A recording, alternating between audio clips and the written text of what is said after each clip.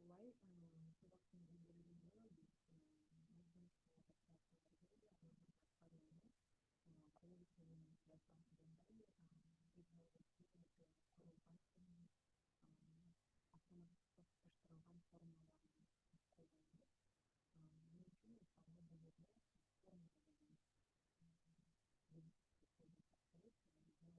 формула деген негизги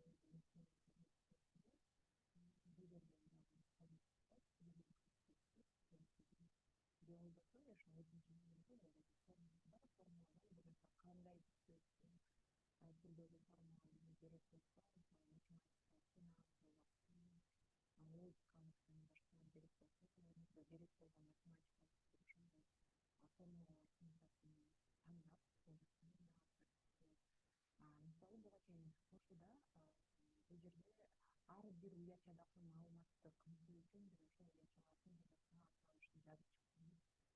Эми бул жерде жазсак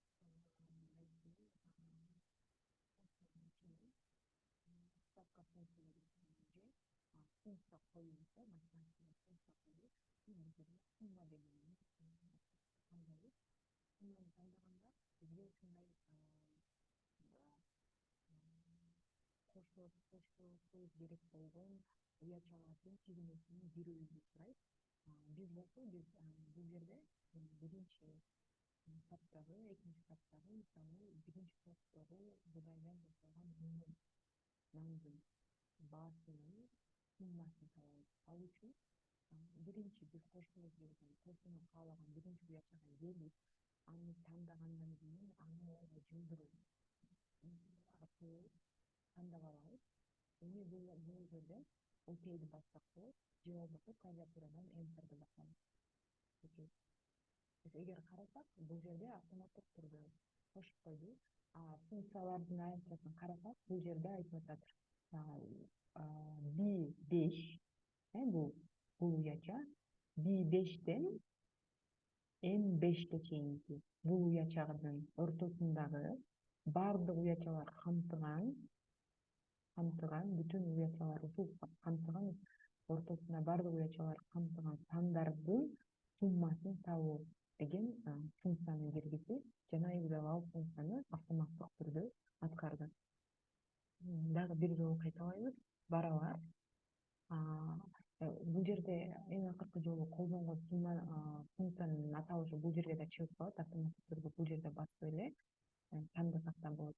Эми бизге дагы B6дан менен M6нын ортосундагы бүтүн уячаларда камтылган сандардын суммасы деп бул жерде туруп атат бизден. Биз бул жерде окей деп ушундай таап алсак болот. Эми ар бир бул филтрдеги, бул маңычадагы, бул катардагы бүтүн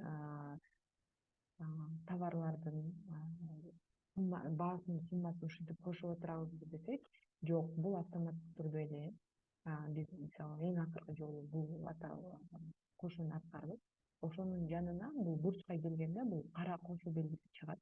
Ошону ылдый карап, төмөн карап тартсак, бизде эң акыркы жолу аткарылган функциянын көчүрмөсүн акырына чейин аткарып коет. Экзал өзү мисалы текшере турган болсок, биз бул жерде басабыз эки жолу. Бул айтып атат B7ден, бул B7ден биринчи уячадан M7ге чейинки бүтүн сандардын же уячалар камтыган маалыматтардын суммасын аткаруу деген функция чыгып, ал автоматтык түрдө аткарылды. Мисалы кийинкисин текшеребиз. Бул деле ошондой. Мисалы B8ден M8ге чейинки ушул аралыктагы бүтүн уячаларды камтыган маалыматтардын суммасын, то есть сандарды аткарды деген. Кемити деле ушундай тартипте иштейт. Биз буга чейин эң акыркы 2 жылдын баасынын айырмасын көрүп атканбыз.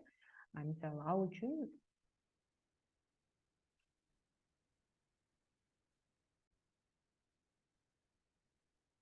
ушул эле тартип менен мисалы биз бул жерде кемиткенде 2 жылды ушунун ар бир ячейка уячада кемитип отурбай эле бул бурч оң бурчуна алдыңкы оң бурчка келип бул кара деңге чыкканда кошу белгиси аны аягына чейин тилкенин аягына чейин тартсак ошондой өзү автоматтык түрдө кеңейтилет. Көбөйтүү да ошондой. Мисалы биз айын акыркы 2 жылдын бааларын көбөйтүп атканбыз. Дагы бир жаңы нерсе биз аны биз кошууну же кеңейтүүнү же көбөйтүүнү каалаган эң акыркы буячага чейин аны алып келбей, биз ушул кара кошу белгиси чыкканда биз анын 2 жолу чышкандын оң баскычын 2 жолу бассак, ал автоматтык түрдө өзү акырына чейин көбөйтүлүп калат. Ошол амал аткарылып калат. Кийин мисалы амал аткарууда деле ошондой тартипте аткарылат. Мисалы биз эң акыркы 2 жылдын арифметикалык орто санын таба турган болсок, мисалы ошо 51 бөлү 2 дедик. Бул 49 деп, бул 48 менен 51дин орточо арифметикалык санын чыгарды. Эми ар бир товар үчүн же ар бир аталыш үчүн антип биз жаңыдан эсептөөнүн кажети жок. Биз ушул жерге жазылган эле амалды аткаруу үчүн бул жерге 2 жолу басабыз, автоматтык түрдө аткарылды. Мисалы текшере турган болсок, мисалы L6 жана M6 уячалары камтыган маалыматты кошуп, аны 2ге бөлүп койдук. Кийинчиси дагы ушундай. Excel'де ушундай автоматташтырылган формулалардын же амалдарды